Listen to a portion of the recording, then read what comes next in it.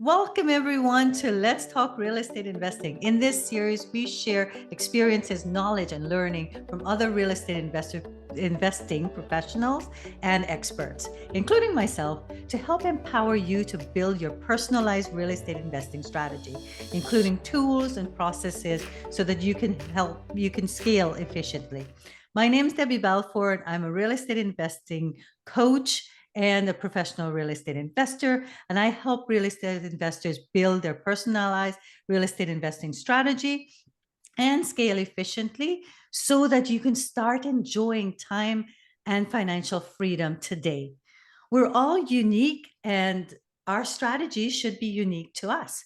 I'm really excited today to introduce to you a special guest of mine, Michael Browne. He's also a friend of mine. He is a real estate investor focused mortgage agent at Green Mortgage here in Vancouver. He advises on growing our residential real estate portfolio, and his topic today will be about pulling back the curtain on the BRRRR strategy. I personally have used Mike for myself. He's helped me with 5 of my mortgages. He's been awesome. So I'm a bit biased in from that perspective. But welcome, Mike. Thank you so much for being here. And tell us a bit more about yourself. Yeah, Abby, thanks for having me. Yeah, I've been mortgage brokering since October 2019, right before the big pandemic started. So have a bit of experience right before, and then interestingly enough, saw volume decrease and then drastically increase when rates dropped. Spent the last few years working under Kyle Green, so have been receiving great tutoring and mentorship from one of the best in the business. Been doing it for 17, 18 years. I can never remember the number because it changes every year. Didn't he start since he was like 19? Wasn't he like a Something, child prodigy? something like that. Yeah, he's a genius. So everything that I know is pretty much thanks to Kyle. He's fantastic. We've been mortgage broker for different real estate investing conferences like Keyspire, Rain, and a few others. So I've had a few opportunities to talk on stage, but also primarily work with real estate investors. So I do about 120 mortgages per year. A lot of repeat clients because we're building portfolios. So I do a lot of strategy conversations and calls, figuring out how we can tweak their portfolio to help buy more properties down the road. So, Mike, you and I probably met like soon after you had started, right? Yeah. Because I, I think we met, did we meet at Keyspire? I think I think that was the first Keyspire. I think it was a month or 2 months in when we met. So January 19th, I think, okay, so a couple more. of Yeah. 2020. Yeah, this is brand new. Yeah. So, well, you have been awesome for me, and thank you so much for being here to chat. So, our topic today is on the BRRRR strategy, and we'll get into that a bit more. But before we go into our topic today, tell us a bit about what the current mortgage market is looking like. Yeah, I mean, it's crazy. So, we've been seeing a lot of changes over the past. I mean, since I started, really, like the past 4 years, the market's changed drastically, time and time again. Personally, every time I jump on a call with a new client, they always ask how's it going, and it's always, oh, it's changing a lot, and that seems to be the case for the past few years. As everyone kind of knows, we saw rates drop off a cliff back in 2020, and then they rose back up over the last year or two, which caused a lot of strain in the market. And so what we're seeing right now is the rates have more or less stabilized at this time, which is great from a predictability standpoint. So they are higher than what we would like them to be, but it kind of makes sense that they are around this time, this height, because in my personal opinion, if rates get dropped too soon, everyone's going to flood the market and buy homes, which is going to be an issue for inflation. Simultaneously, we have a lot of renewals coming up over the next couple of years. So I think the Bank of Canada has to be really careful with keeping rates too high for too long. What's currently being priced in the market is all over the place. So we're seeing some banks come out saying there's going to be 5 rate cuts by 2025. There's some that are saying there's only going to be a couple in 2024. And so we're seeing a lot of volatility even in the prediction market and the professionals who are trying to predict where rates are going.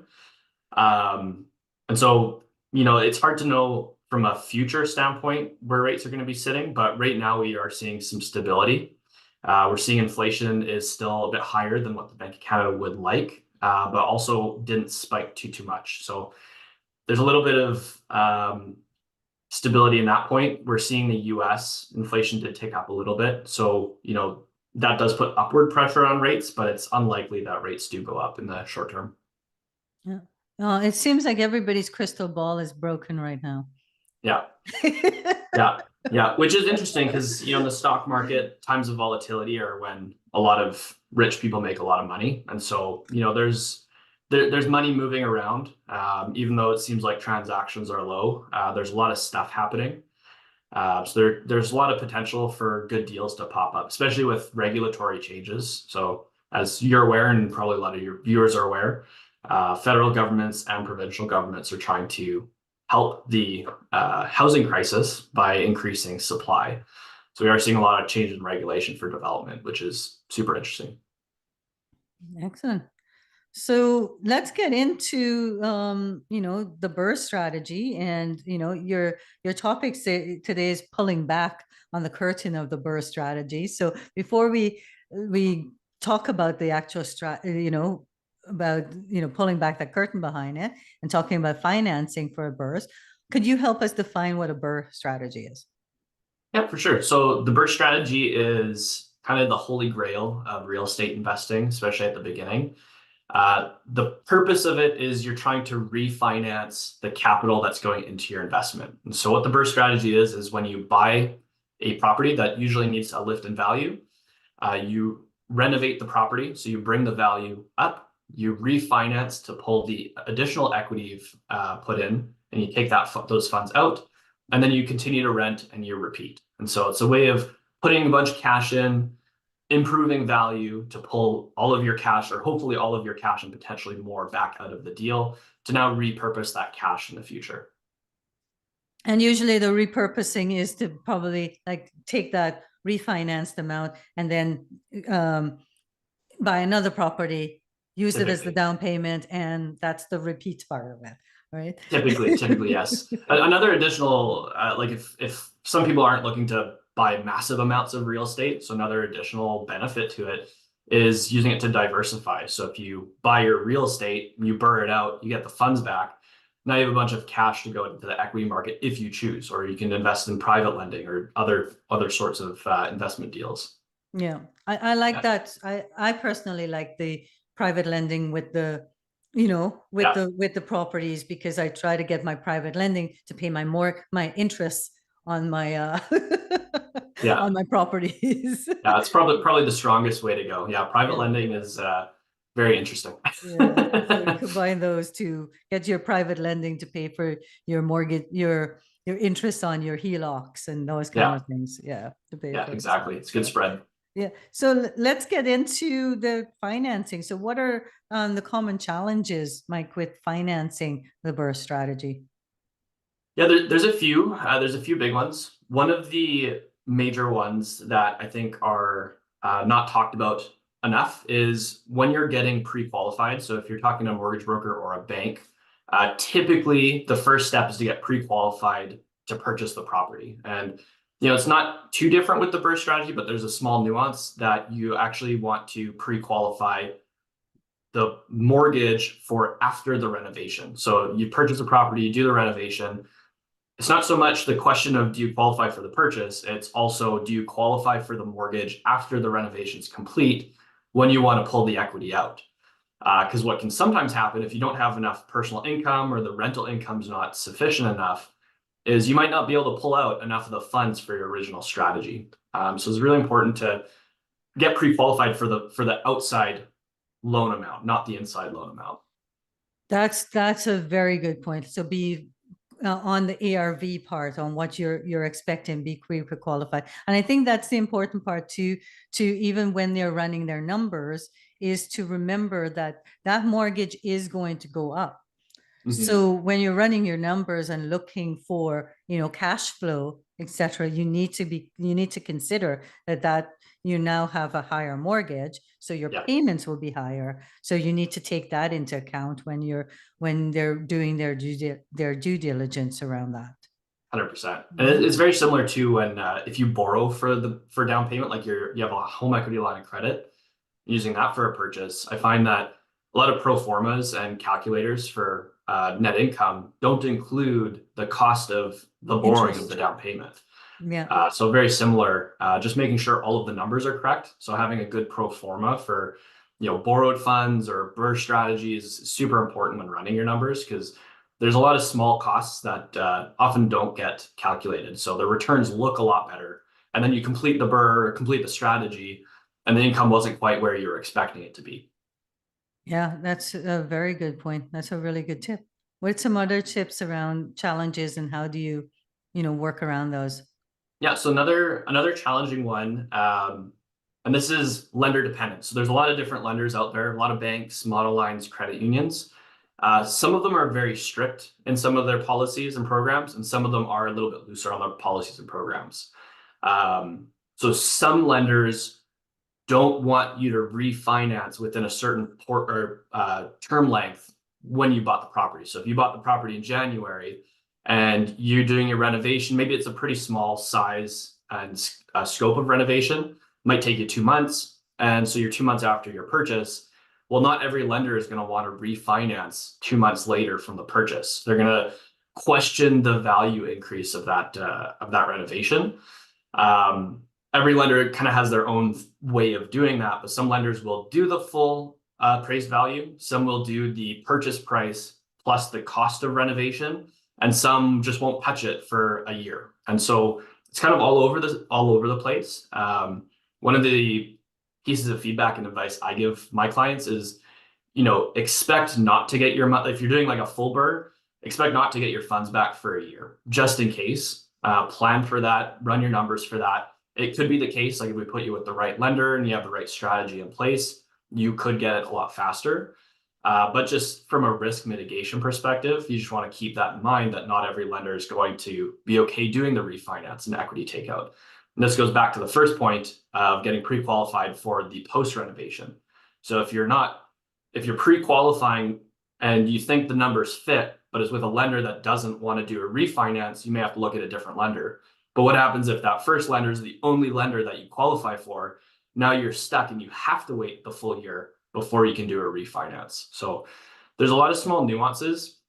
I find that like a lot of the time, like a lot of consultants and coaches and stuff that talk about the BRRRR sometimes miss these small pieces that actually affect the bottom line a lot. And I seem to be the bearer of bad news as a mortgage broker because that's our job. But it's very important as an investor to keep these numbers in mind. I think you're right, and I don't think it's that you're a bearer of bad news. I think as real estate investors, we need to be realistic.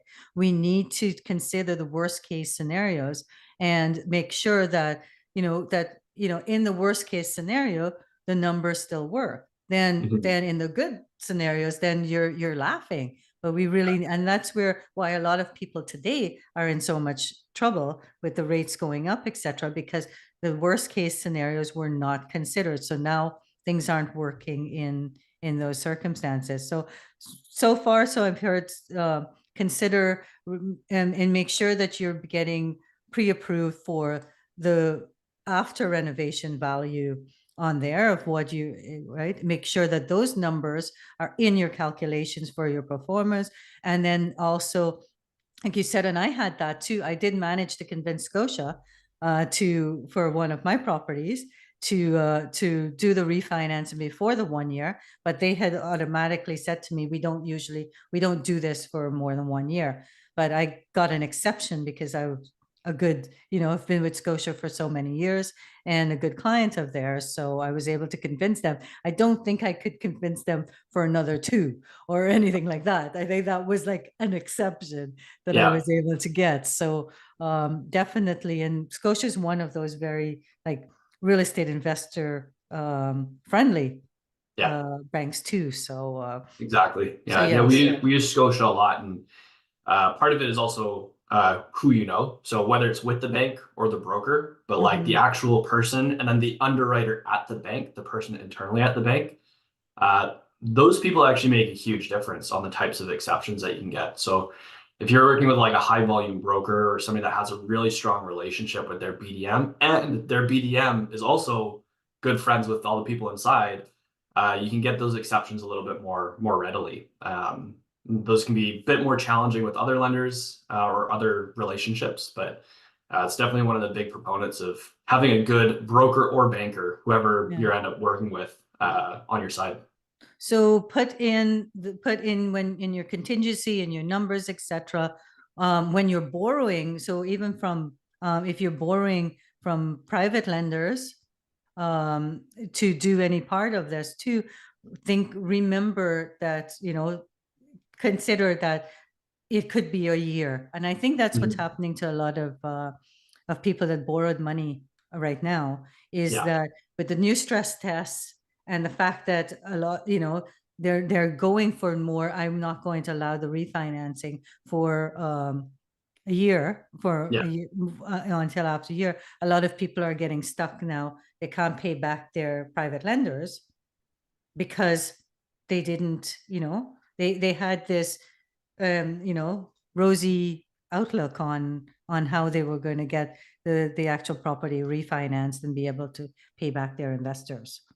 totally. And a kind of a similar note, like the with the extended length of time, you don't know where the property value is going to land. And so if you're, when we saw rates increase drastically really fast, we saw, slow down in the market. We also saw a lot of property values, especially in overly inflated areas, especially like Ontario, a lot of Ontario markets, but even BC markets where the appraisals weren't necessarily coming in line where people needed. And Mm-hmm. that is a real risk to mitigate. It can be a little bit challenging to mitigate that type of thing when it's a full year out. You don't really know where the market's going to be in a year. I mean, at this point, we're mostly seeing downward pressure over the next year or two, but that doesn't necessarily mean that property values will increase. It might be stagnant. We don't know. So There we go. Yeah, so there's another one there. So with that, for to get that refinancing in there, over that 1 year mark, as you said, then property values don't expect your property value to necessarily go up. You yeah, could be facing a bit of a downward also, or yeah, stagnant, right? Where it you might not have added enough value to actually be able to take out that money. yeah, exactly. And I find that like there's a bit of a balance between analysis paralysis with making sure that you're understanding all the risks. Risk doesn't mean don't do the deal; it just means figure out how to mitigate it. But I often find that the worst case scenario is often not calculated, and Mm-hmm. very often, especially in Canada, because we assume appreciation in most major markets. Cash flow is usually pretty tight in most major markets in Canada, but we assume appreciation. But what happens if appreciation doesn't happen? What happens to your investment, right? And I think Yeah. that's an important thing to remember. And it's difficult because real estate's not as liquid as, say, the stock market, and you're not going in and out of transactions as quickly or as easily or investing in a big portfolio. Because if you have multiple instances, if one is a loss, it doesn't affect your whole portfolio very much if you're well diversified. Real estate, if you have one rental property that goes sour and you only have one in your portfolio, that's your whole portfolio. So you have to do a better job of mitigating risk Mm-hmm. and taking that stuff into consideration. Definitely. Very good point. So, Mike, I there we worked on this for two of my condos. It's kind of like the BRRRR, but we were able to do it. It's like that pre-approval. Yeah, So it's the mortgage plus improvements idea. Could you yeah, talk a bit about that? Because that was great for my little condo renovation, and that meant that I didn't have to go back and wait for a year. So yeah. can we talk a bit about that, and when can it be used? Yeah, it's a good question. This is one of my favorite products. Every lender has a different renovation dollar amount, but I'll explain what it is in a second. But this product's a great middle ground between not being able to do your BRRRR and getting a full BRRRR. So it's kind of like a partial BRRRR. You're not getting all of the funds back typically. What a purchase plus improvements mortgage is you get a purchase mortgage and the lender approves a larger amount depending on the renovation. Once the renovation is complete, then they basically reimburse. They increase the mortgage balance and give you the cash back after the renovation is complete. Um, they basically base the funds back on the loan to value that you're requesting. So if you're purchasing at 80% financing and you're getting a $20,000 renovation, at the end, you're going to get 80% financing plus 80% of the renovation cost. So they reimburse a lot of the renovation. So it's not based off the after repair value of the property. It's based off the after repair cost of the property. So it's the property purchase price plus the renovation funds, as opposed to original purchase price and then the after renovation value. So it's slightly weaker than the BRRRR strategy, but it reduces and mitigates a lot of the risk. And so it's a really good type of product for those that want to mitigate any of that. And you don't have to wait. Like it's as soon as the renovation is done, you send in an appraiser, they appraise it, they say, yes, all the work's done, you get it complete. And then the bank basically sends the draft over to your lawyer to send to you. The important part I found of that one is to make sure you have a good quote Yes. to start with. They don't ask you for the receipts Yeah. to say, oh, prove to me that you spent this amount. But so that's why that quote is really important. I actually kind of made money on it because I came in under the quote, but they Yeah. gave me the amount of the quote. Yeah. So yeah, so it's Yes, it's important. the quote's super important. This is where like having a good power team is definitely a must in these types of deals, because it's not just the realtor and the mortgage broker and those people involved, but also having contractors in the region that you're going to go into that can do a really quick quote turnaround, because you need the quote for the approval.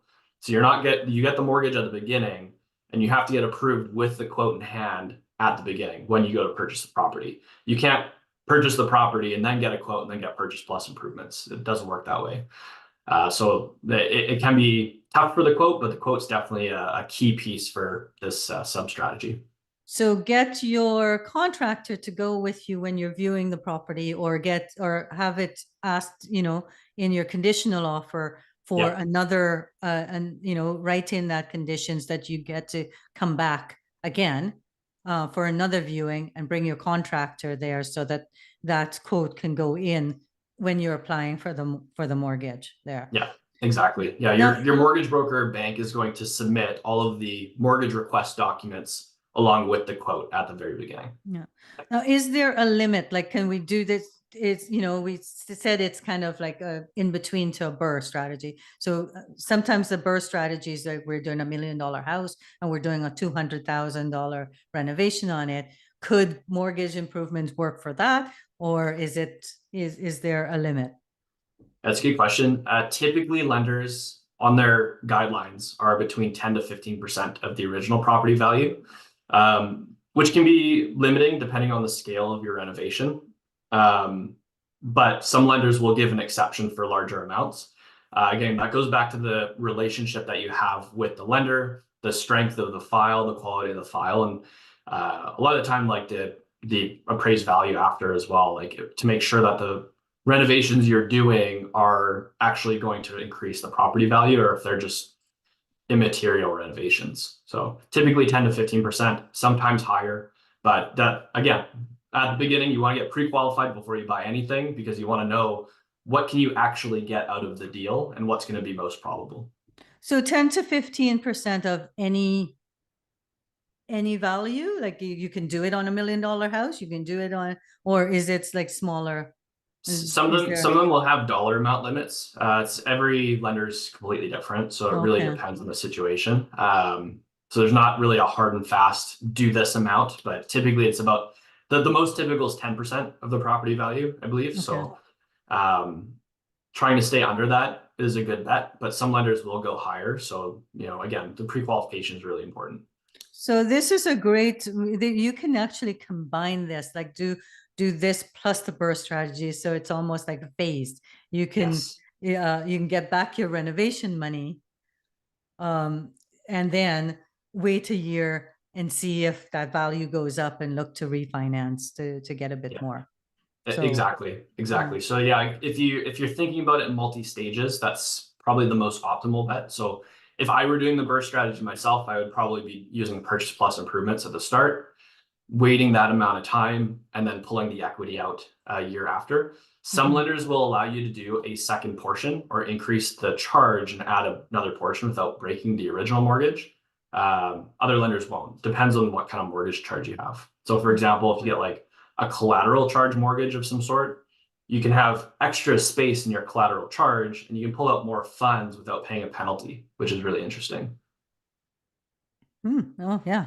So this is why I think it's really important to work with your mortgage agent to to talk about what your strategy will be and understand the different. So because there's different types of mortgages, different opportunities. So right here we were, everybody just knows about the BRRRR strategy. So I'm going to get a mortgage. I'm going to, do my renovations, and then I'm going to come back and refinance.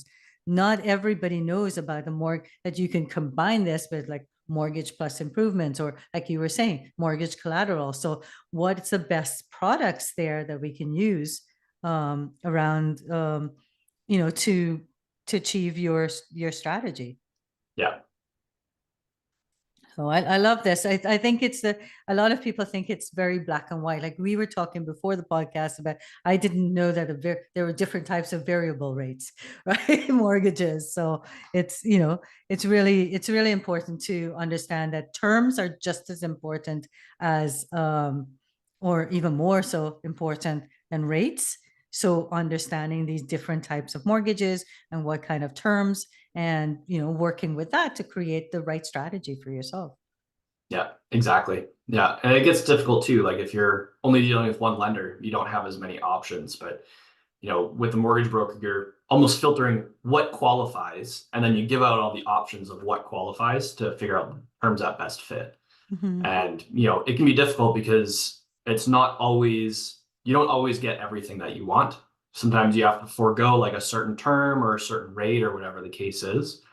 Especially as a real estate investor, keeping in mind that your cost of capital increases as you grow your portfolio, almost guaranteed. Like every property that you get, there's a high probability that the next mortgage is potentially going to be a higher rate and a higher rate and higher rate relative to market.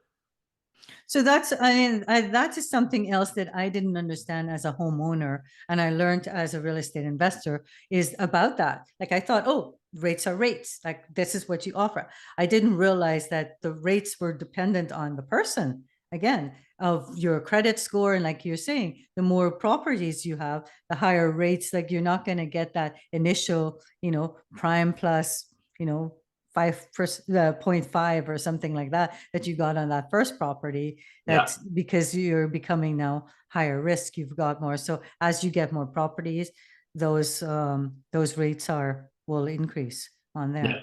exactly. And at a certain point too, most lenders will look at you like a business. Like as you're acquiring more and more properties, you're not really investing. I don't even look at real estate investing as investing myself. You're actually running a small business.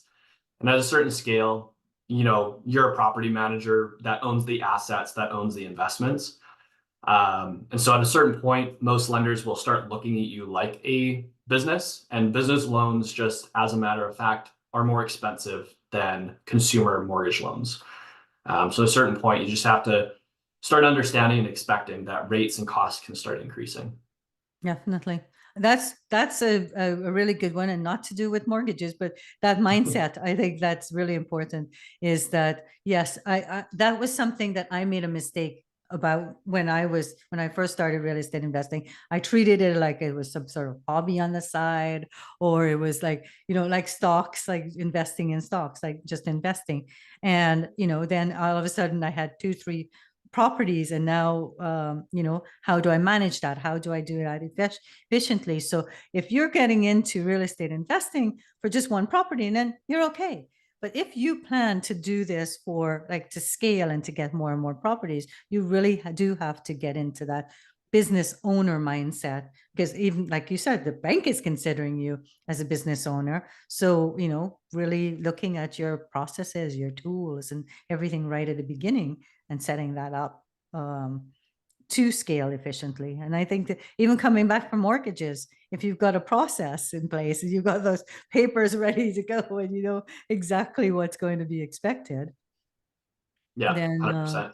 yeah. Yeah.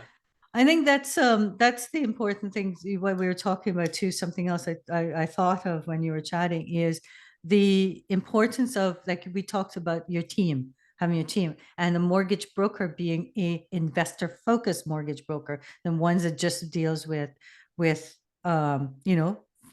homes with principal residence. There's a big difference because you can speak the lingo, you understand what sort of types of mortgages would be best for real estate investors, and can work with them on it, as opposed to a mortgage broker that's just used to doing normal principal residence ones. Yeah, I mean, I think that's a really good point. I think on top of that, with an investor focused mortgage broker, typically they're a little bit tax savvy, or tax savvy, a little bit corporate structure savvy as well. And the solutions and ideas typically are a bit different because we're primarily dealing with almost business owners, people that are the taxes are the biggest cost in life, and the mortgage interest is not very far behind, and so these two things play a huge role in each other. And then also, like, a lot of times solutions aren't just the property you're buying. Sometimes it's the other properties that you have or the situation that you're currently in. And so the advice that often needs to happen for investors to continue scaling isn't just let's get you a mortgage. It's, well, what's your portfolio, and also what's your plan in the future? Because I don't want to put you in something today that's going to screw you over for the future portfolio, because that's very common too. It's really hard to not mess up future purchases by just focusing on today. Yeah. Yeah. Anything else we need to consider when doing the BRRRR strategy when it comes from I a think financing perspective? those are probably the main ones, in my opinion, around the pre-qualification, the loan size, the time involved for sure. I guess also it's sort of on the mortgage side, but a lot on the property itself is making sure your BRRRR math is correct. Like, if you're expecting to get all of your funds out from the property, the math is a little bit more complicated than just like, oh, it's just like if I get $100,000 renovation, it needs to be 150,000. Needs to be like the renovation cost needs to be 80% of the renovation value to be able to pull out the full value of the renovation. But also, if you want to pull out all of your down payment, the down payment plus the renovation cost has to be 80% of the increase in value, because you're trying to pull out the down payment and renovation cost. And those properties are tough to find. They're not as common in Canada. So getting a perfect 100% BRRRR strategy in Canada from stuff that's listed on the MLS and publicly listed, it's next to impossible. You have to find something that's like undervalued. Working with a wholesaler can help. A lot of realtors come across properties that aren't listed on the MLS as well. So finding the right property can be really challenging, but expecting your down payment and renovation to come back to you is really difficult in most markets. And so I feel like you hear people get on stage and it's like, oh yeah, you just do the BRRRR strategy, you just get your money back, it's fine. The reality isn't as easy. It's a lot harder to find these perfect BRRRR strategies than people think, but you do get a large portion of your funds back, so it does reduce your cash basis. So that's probably the other really important piece, in my opinion. That's not super mortgage related, but it is related to your loan to value. Yeah, well, it is. I mean, it is mortgage related in the thought. It's a like it's a refinance of a mortgage. So you have to consider that the same calculations is going to apply. The 20% down will be expected. So that 20% now is coming out of that new value. Yeah, that has to exactly. stay in the mortgage. That's your principal that you've put down, that down payment. Yeah, So and if people are planning to get that all out and pay back their investors or pay themselves, then they will be, quite shocked. yeah, So yeah, that yeah, 80%. So consider 1 year, as for the refinancing, consider that in there. Make sure that you're pre-approved. Consider that it's going to be 80% of the new value that you can take out, and not the 100% of the value that has gone up. And also consider that maybe that within that year the market may change, so you may see a downward trend on it. So you need to be calculating that ARV yeah. more conservatively, and not like looking at the like that we've just gone through. So we all know that it could happen, it has happened, right? Where markets, we were like, everybody was like getting, oh, these appreciations were just like skyrocketing, right? And everybody was doing calculations with all these big appreciations in there. And then all of a sudden now, not only aren't we appreciating, but we've got a bit of a downward trend right now. Exactly. Actually, another important one for the BRRRR that has come up several times is the use of credit cards and lines of credit, like unsecured lines of credit, when you're doing the renovation. So what I've seen a lot of is, people will rack up, Home Depot cards or credit cards or whatever to finance the renovation, which is fine. That's not a problem. The problems occur when you rack them up and the utilization or the balance to limit ratio of those cards is high for a long period of time. What I've seen several times is people will go do the BRRRR strategy, they'll rack up these debts, they complete the BRRRR strategy, the renovation's done, credit score is not good enough to finance out with an A lender. So to get them out of the credit card debt, to get their credit score high enough for an A lender, we have to refinance with either an alternative or B lender or a private lender just to take those funds out, get the score back up, then put them with an A lender. So super nuanced. And again, it's something that I find isn't talked about enough, but it's happened to several, like I've had several clients come in for the refinance portion, and we have to put them with a lesser financing solution in the short term to get them into a position to bring them back to an A lender. So it's more mitigation than anything, because it's not like a totally dead deal, but it does increase the cost and reduce the investment income at the end of the day.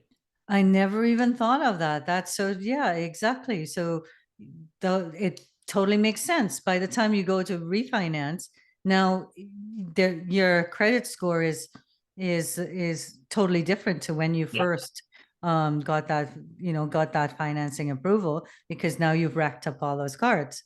Yeah. exactly. And the utilization is one of the biggest parts of your credit score. So there's obviously Yeah. missed payments, but utilization is another piece. And so what people don't expect is, hey, I'm making my credit card payments, I'm making my line of credit payments. Why is my credit score low? And then when we get to it, the credit score is low and we can't do anything. And sometimes even on Credit Karma and the consumer pulls, it'll still be pretty high. It'll be like 700 or whatever. But then we go to pull our version of the credit score from Equifax or TransUnion, and all of a sudden it's below 650. And then the consumer's going, well, what's happened? Because my Credit Karma is telling me my score is good, but now you're telling me my score is bad. And so people often aren't even aware that their credit score for mortgage applications is different than what their credit score shows, which is pretty crazy. And a lot of times we want to use those, like those Home Depot cards, because they'll get like 18 months interest free, Yeah, right? So you forget about it. You're like, okay, I don't have to pay that for 18 months, but you forget that that's actually a utilization. That's, yeah. when you use that. Very And good. also from a qualification perspective, I've had a lot of clients with those types of credit cards where they have a decent sized balance on the credit card, and this is BRRRR agnostic, so this is even outside the BRRRR strategy.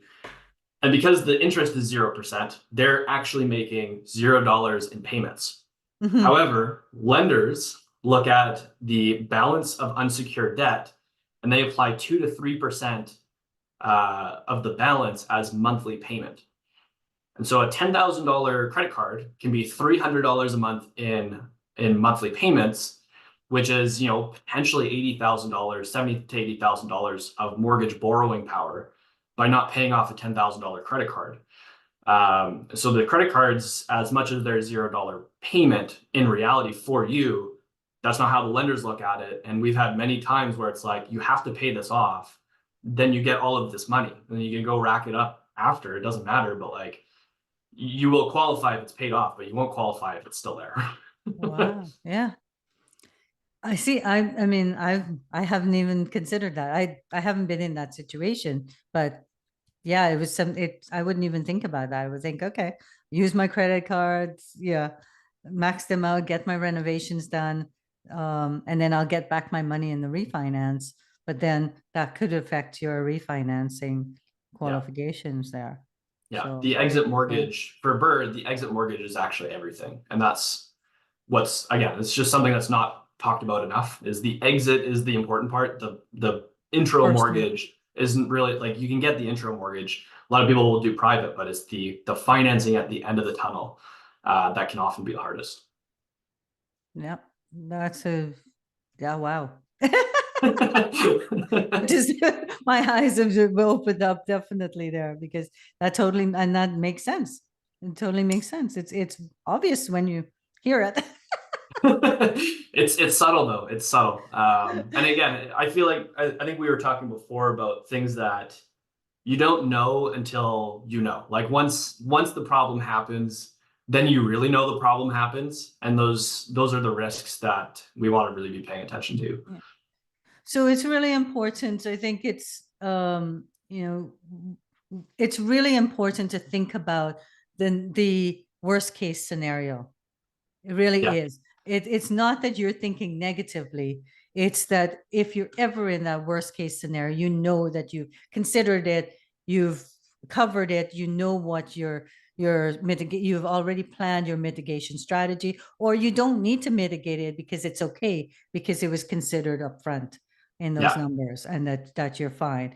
But it's really important. So play those scenarios. What if this happens? What if this happens?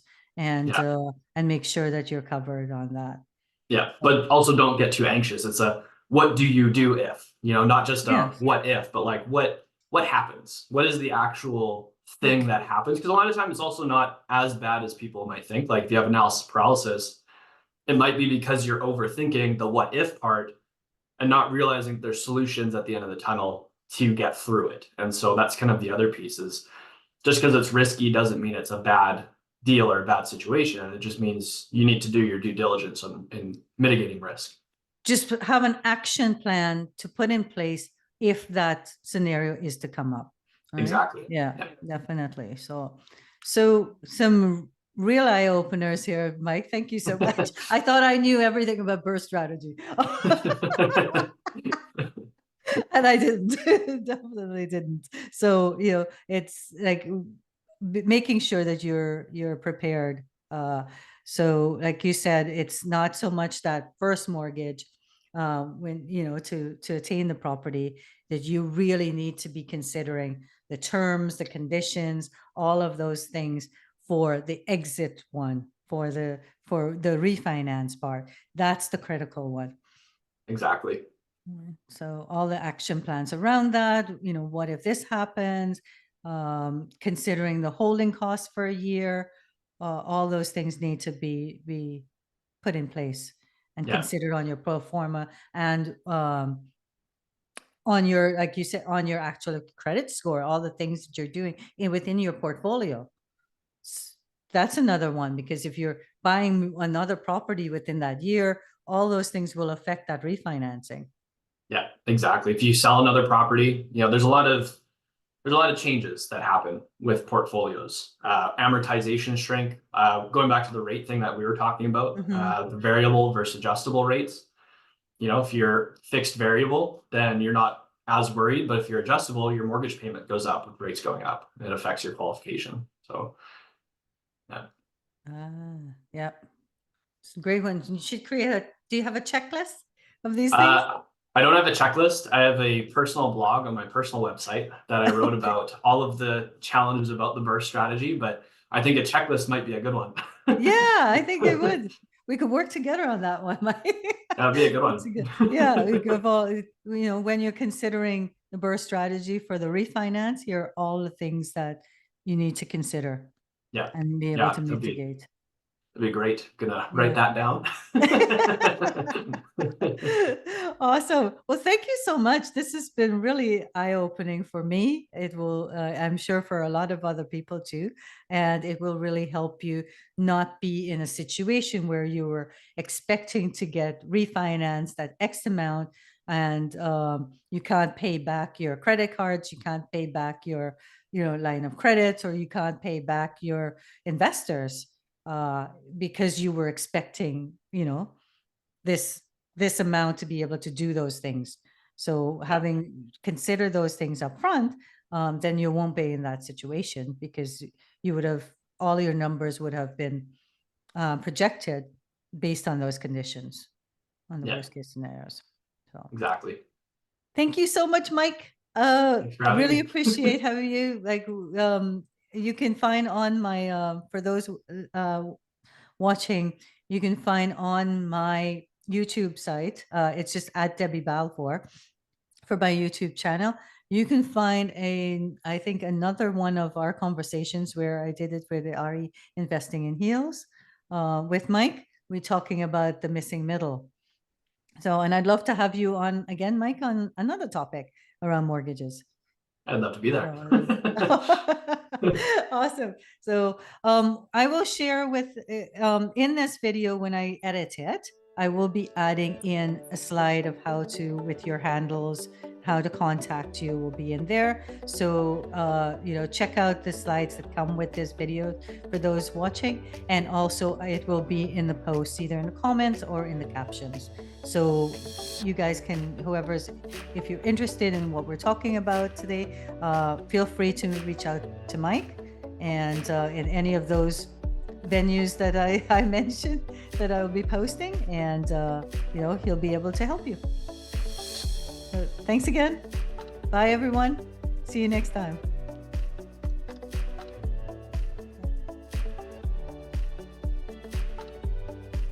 I'm looking for my stop. There we